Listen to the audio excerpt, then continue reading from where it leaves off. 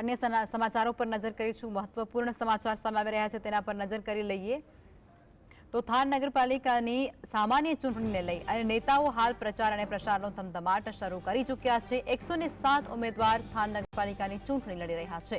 Road રસ્તા અને સફાઈ સાથે જે ભૂગર્ભ ગટર અને આરોગ્ય સહિતના પ્રશ્નોથી થાનની પ્રજા પીડાઈ રહી છે।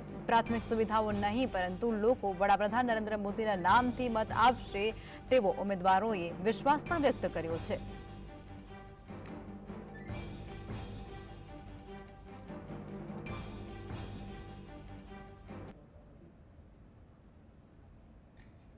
થાન નગરપાલિકાની ચૂંટણી 16 ફેબ્રુઆરીના રોજ યોજાવાની છે, ત્યારે પ્રચાર અને પ્રસાર શરૂ કરી દેવામાં આવ્યો છે। ભાજપ પક્ષ દ્વારા પણ જે કાર્યકર્તાઓ છે તે ઘેર ઘેર જઈ અને લોકો વચ્ચે જઈ રહ્યા છે અને મતદાન માટે અપીલ કરી રહ્યા છે। ભાજપે કરેલા કામ છે તે લોકો વચ્ચે લઈ જઈ રહ્યા છે અને આ સંદર્ભે પ્રચાર પ્રસાર શરૂ કરવામાં આવ્યો છે। શહેર પ્રમુખ આપણી સાથે છે, તેમની સાથે વાત કરશું। પ્રચાર પ્રસાર શરૂ થયો છે, કેવા મુદ્દાઓ સાથે લોકો વચ્ચે જાય છે?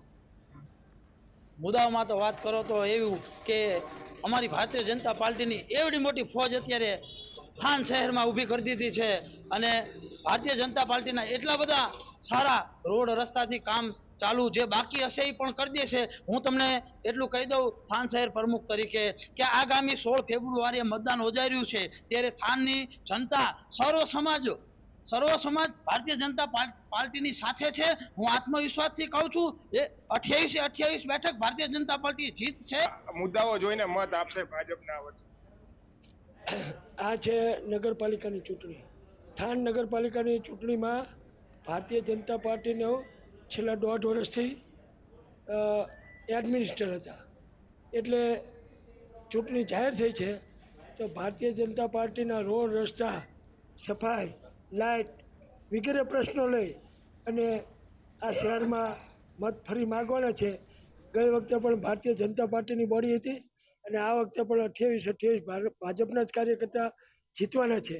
હું રૂપાબેન ભરતભાઈ મોલાડિયા, મને અત્યારે ઉમેદવાર તરીકે મારો પાર્ટીએ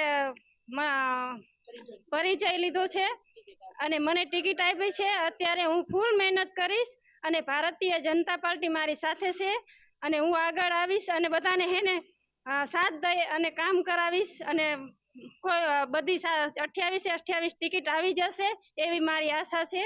જય ભારત। ખાસ કરીને પ્રચાર અને પ્રસાર શરૂ થઈ ગયો છે, ત્યારે ભાજપના આગેવાનો સહિતના જે નેતાઓ છે તે પ્રચારમાં લાગી ગયા છે। જીતનો વિશ્વાસ પણ વ્યક્ત કરવામાં આવી રહ્યો છે। અન્ય માટે ટકી રહેવાનો અને ભાજપ માટે વર્ચસ્વ જાળવવાનો સવાલ છે, ત્યારે 16 તારીખે મતદાન યોજાવાનું છે।